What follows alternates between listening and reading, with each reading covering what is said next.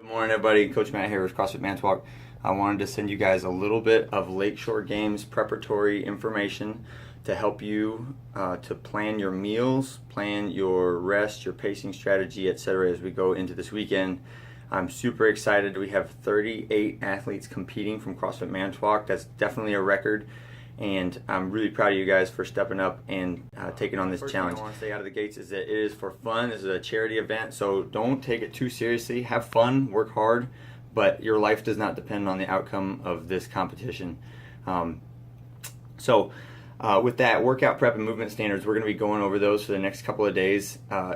Just the stuff that is on the movement standards briefing on the Lakeshore Games website. So you're not getting any special information or any prep on what the workouts are, but we're going to make sure that all of the movements that are covered in the movement standards, that you can do them correctly and that you know the range of motion.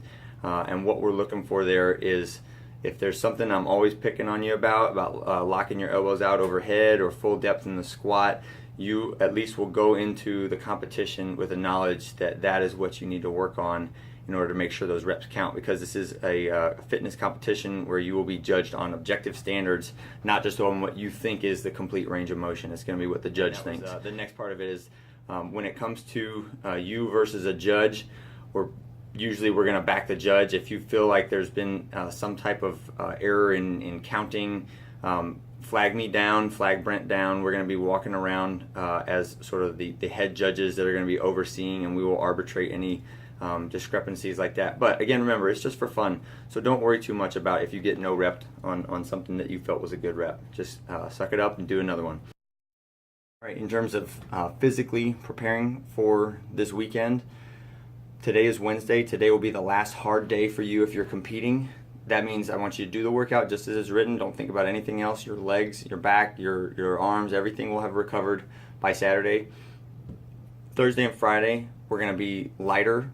You're still going to work out. You're still going to go through the ranges of motion for our movement standards, and we're still going to sweat, but you should not get sore on the last 2 days. What I don't want you to do is completely take like 3 days off and then go hard for 3 workouts after a large break. Okay, that is not a good recipe for good performance, and it will just leave you really, really sore on the day after. Okay.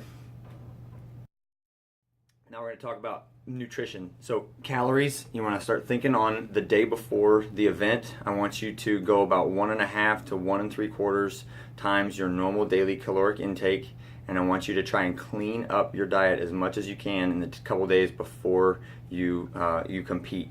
So what that means is we're staying away from ice cream, we're staying away from alcohol, we're staying away from lots of sugary foods or just junk fat foods. So less of the McDonald's, Kentucky Fried Chicken, Culver's kind of stuff, and more home cooked rice, chicken, sweet potatoes, fish, the kind of stuff that makes you feel good when you eat it, even if it doesn't taste as good as the other stuff does. Okay.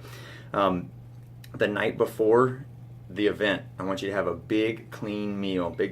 So think like 1.5 big sweet potatoes, 10, 12 ounces, another like 16 ounces of tuna fish or chicken, a whole avocado, maybe a bowl of rice, something that's going to fill you with good quality carbohydrates, good quality fats, and good quality protein.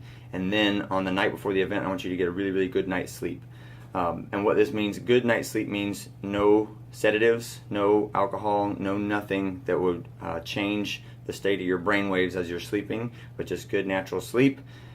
Make sure you get to bed before 9 o'clock, and then just sleep till you wake up. You got plenty of time. We're starting an hour later this year than we were in years past, so you should have that extra hour to get up, shake the dust off, have a good breakfast, and then get to the event and get ready. Also, what you can do is check your heat times. If your first heat doesn't start until 10 o'clock, that gives you a little bit more leeway in when you can eat, right? So that morning of the event, make sure you just get up at a normal time. Try not to get up super, super early and drink lots of coffee. In fact, I would stay away from stimulants the morning of the event. Maybe have a little, like a half cup of coffee, not too much, especially in the 3 hours before you compete, because that's going to peak you a little too soon and then you're going to crash before the event. right? But in the morning, you can still have a pretty good big breakfast. The last fat that you should really eat during the competition phase can be at that breakfast. So if you have 4 or 5 eggs, some more sweet potatoes in the morning, a little bit of sour cream or something on them to make them taste a little better, that'd be great. But I would start staying away from spices and anything that is going to upset your stomach. So think clean and bland foods on the day of the event, so you're not going to deal with any acid in your stomach. Let's see, what else? Snacks. Yeah, pack snacks for the day. So I always go for easy when it comes to competitions. So it's things that I can either cook ahead of time and just take in a Tupperware container or a cooler, or stuff that just comes in a packet. And I've been into these these Metrex bars for a while now. The whole bar is 100 grams, 400 calories. It's a lot of sugar, starches, and protein, and not too much fat. They're really good, and you can have, if you eat 4 of those, that's basically like half your caloric intake for the day, and they come in a box of 4. The other thing I'll take, not everybody likes this, but these little tuna packets, they come in lots of different flavors. These are herb and garlic. You can get ranch, you can get Mediterranean, but that just, it makes my stomach feel better, and that's how my chemistry works. So I would really do whatever makes your stomach feel good, that is in the realm of clean food. And then the other ones I would do is like some rice or sweet potato. You can cook sweet potatoes the night before, toss them in the oven, wrap them in foil, and just let them sit at about 350 for like 45 minutes or so until they're nice and soft, and then just leave them in foil in the refrigerator and toss them in your bag on the way there. I would put a towel around them too, because they can leak a little bit, but those will keep for the day, and then you can have them a perfect carb snack anytime you want it during the day. Okay, other things the night before, start hydrating, right? So this is extra water, not necessarily extra Gatorade, right? Too much Gatorade will, it just peaks your blood sugar, right? It's lots of carbs, lots of sweets. You can have Gatorade to help replenish your electrolytes, but you really don't need it that much. Focus on water when it comes to hydration.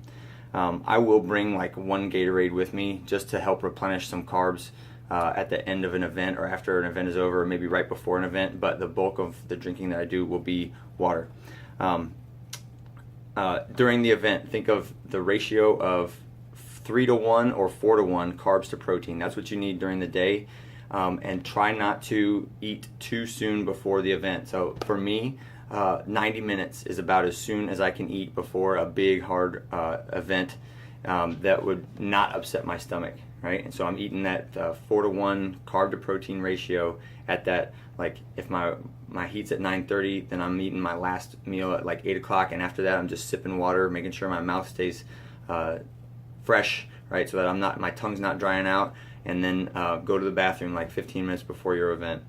All right, heat management is the other thing I want to talk about, is that it's supposed to be low 80s, but in an outdoor event, if the sun is shining on you, that's still going to feel pretty hot. So make sure you're just managing your heat. If you need a cool towel, or like a cup that you can dump water over your head with, some shade, a place to sit, a big hat, sunglasses, those kinds of things to protect you from the heat.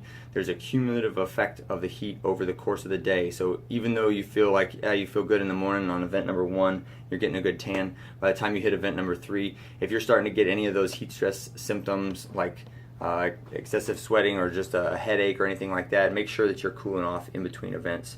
We will have medical staff there, so make sure if you're getting any symptoms that would be associated with like a heat injury, go talk to the medical tent. The Prevea folks will be there servicing.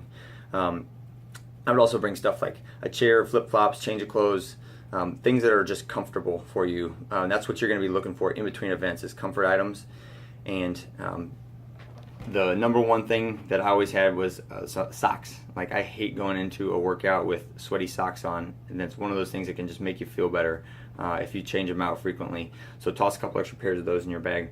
Other than that, have fun. Don't do too much that's different, right? This is not the day to break out that new supplement you've been waiting to try, or totally change your macro ratios on your diet, or do anything that's like crazy off the norms, right? You have done all the work to prepare for this.